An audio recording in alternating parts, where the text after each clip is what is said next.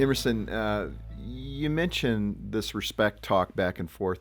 Why do you think moms, women, struggle with that concept so much? Is it the root that they're seeking love, their language is love, and you're saying your sons aren't going to understand that. Love is something not as critical to them. Well, it is critical. Boys need love. They tend to be assured of a mother's love. I mean, you ask a teen boy, does your mom love you? Oh, yeah. Of course she does. Yeah, exactly. Like you? No, she doesn't like me right now. And mothers will say, I love my son, but I don't like him right now. Yeah. And mothers feel guilty about that. And so we need to clarify, love and respect are not synonymous. We respect our boss, but we don't love our boss. And, we love our teen boy, but we don't always feel respect for him. And so they cross over, but they're not synonymous. And what we have to look at is the fact that God has wired men to need something that mothers don't always track with in this culture at this time. But God designed mothers to love. Women love to love. You have to wound a woman at the level of intimacy to get her to stop loving. But she is this nurturer, the caregiver, and she just is energized to love. She wants to do that. But what she doesn't always understand is that she can communicate in a way that feels disrespectful to her boy. She can be motivated to do the loving thing, but it comes across very disrespectful, and that's why she doesn't always see it. And I don't know why as a culture we haven't paid closer attention. Instead, we seemingly have put the onus back on the boy who is shutting down, that there's something inherently wrong with him, rather than maybe just stepping back for a moment and saying, could we just say a few things differently? So for instance, if she's really upset and she's just spitting mad and just, I say, you don't have to become robotic or mechanical this way. You be yourself. But you say, I'm very upset with you right now. I can't believe that you disregarded what I told you to do, and I was very specific, and I even let a note.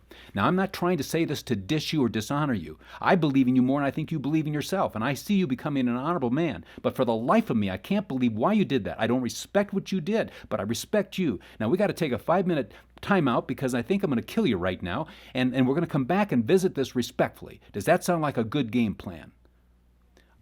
A lot of times a boy will grin. If he's never heard that kind of vocabulary, he will actually look at mom. It's the same thing if a father says, I don't know how to do this loving thing. My father didn't love, and I'm trying to be more loving to you as my tender daughter. I would die for you. I can't believe what you did here. How do I do this lovingly? I don't know how to be as loving as I ought to be. I feel horrible as a man who doesn't know how to love, but I'm so spitting mad. We need to take a time out. I want to do the loving thing here, but I don't know how to do it. I'm so mad. I mean, every daughter would probably start to grin at that if he's never done that before. And what's so right about what you're saying is you're affirming the child as a person, as someone created in the image of God, without embracing the behavior, which you have to deal with. Always. We do not respect bad behavior. We don't love unacceptable behavior, but we lovingly and respectfully confront that behavior. Even as you're going through that kind of script of how it could be, Emerson, does a boy really hear a mom talking as you just did and think, she respects me? Because, the tone of what you said could be taken by some to mean, she really hates me right now. I just blew my life apart. Yeah, it could be, but my experience says no. Same thing with a football coach who's spitting mad in a locker room that we're behind 14 points. I expect more of you guys. You guys are the greatest athletes I've ever coached. I can't believe where we're at now. And he has come, but do boys suddenly think, oh, the coach hates us? So again, vocabulary is why this is so exciting. And the point there is mothers don't have to suddenly become something they're not.